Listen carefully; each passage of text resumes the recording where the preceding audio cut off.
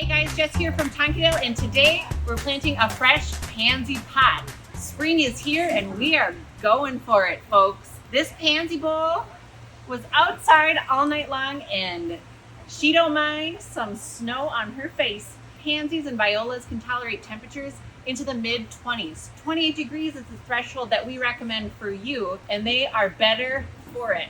Cool weather keeps them nice and compact and beautiful, and you can enjoy them well into the summer when the heat gets hot.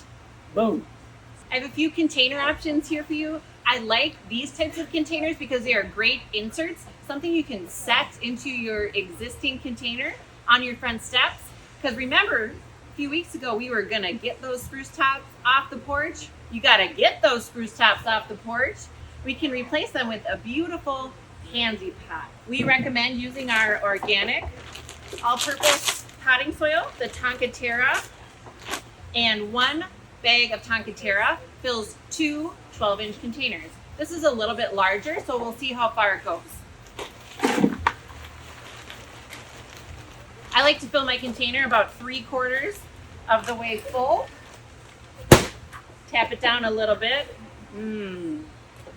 It's not illegal to snip that dirt. That's good. All right, so we're gonna keep this real simple. I have my pansy bowl. This is a new variety for us called Sunrise. So cute. I wish we had time to just sit and look at each individual flower. They're all so very different. I'm gonna pop this out just like a bunt. Boom. You know, you could stop here or not. Why would we ever do that? I am going to make some room for the rest of our items just by kind of breaking this pansy cake apart. Pansies are really kind of low and moundy in your container, so we do need to add some interest or something interesting in the middle. One thing that's pretty cool is to find a container of forced bulbs. These are daffodils. So these were planted in the containers last fall, kept in a cool environment all winter long, and now they are springing up and ready to go. Kind of the same thing that happens when you plant daffodils in your garden in the fall. They live that whole cold winter underground and then are ready to pop when spring arrives. So I am going to put the daffodils right in the middle, and the cold temperatures are going to keep these nice and tight, and they will last several weeks outdoors, and it's fun to watch them grow. The next thing I wanted to do was just pop in a solid color of violas. These are 4-packs. All of the pansies and violas are grown for us by a local grower just west of here. So I can go around the edges and just pop in some cute little violas. And don't be afraid to get a little rough. They don't mind. We'll just pop them in, maybe in 3 or 4 spots. So cute. So we have the yellow daffodils, kind of that sunrise color. It's just gonna be spring before you know it. Other cool and cold tolerant plants that we have available in the springtime are the Acorus grass. This stuff likes it icy. And then the Lysomachia walkabout sunset. A lot of you love this in the spring. It's kind of fun to get some of these ahead of the season. You can use them in your containers, and as your pansies kind of stretch and expire, you might move those into a shady spot in your yard, and then you have all of these types of items to use in your porch pots or in other pots around the yard. I definitely move my ivies into the back where it's shady because they're not going to like that full hot summer sun. I do like this variegated ivy with the chunky leaves. Tolerates cold temperatures as well. Because the pansies are so low, I do actually like to put this in the middle and let it kind of weave its way through.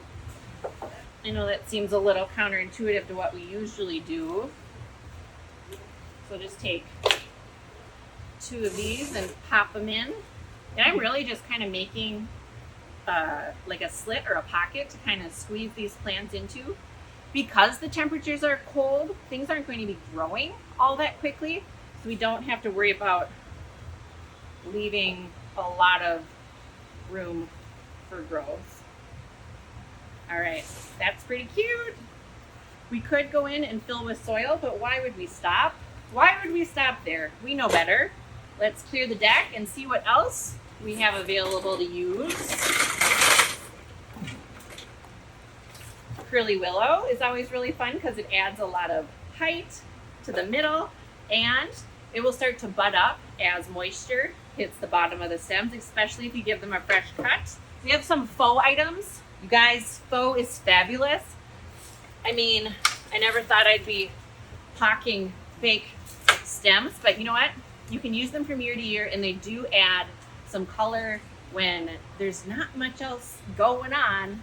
This grass, I mean, you could put this in the dishwasher. You could shove that in the middle instead of the bulbs. This pretty asparagus fern, I mean, it's kind of cute. Come on. We always love to see a budding branch. So this kind of emulates what's going to be happening with the trees here sometime soon. And of course, pussy willows. We have both fresh and faux. I'm not particular to either one. I think if you're going to use fresh, you got to really stuff it full just to get that impact. With the faux, I mean, I think the benefit is that they're kind of bendy, and you can make them behave how you'd like them to behave. So I just kind of go up the middle for a little bit of pussy willow action. And then I think we'll come in with some curly willow, because those are probably my top two picks for a pansy pot. If you like, some people do like the forsythia. This is one of our earliest blooming shrubs in our area. You can also get at like the grocery store or a florist forsythia stems and force them to bloom indoors. When they get out of the cooler and into the warmth, a little bit of water, they'll pop. You can also use those outdoors. We have this everlasting version in case you're interested. So I'm going to grab my pruners, and we're going to give our curly willow a fresh cut. You guys have your pruners all sharpened. There's a place in Hopkins that sharpens tools and pruners. They do a really nice job. Keep it local. Did I show you my trick for curly willow during our spruce top pot workshops? I think so. So sometimes what I like to do is just take the whole bundle, zip tie it around a bamboo stick, and stuff it in. And not waste a single piece. All right, I think we've added about all that we can. We're in about a 14-inch container here. And I picked out the perfect pot to drop it into. I'm going to show you in a minute. I thought it'd be really cute in here. Like, we have to raise it up a little bit, but, right? Nobody's answering me. If you like to do it the right way, we'll just come in with a little bit of potting soil and make sure everybody's tucked in tight. And then I would say the last thing to do is just water it in.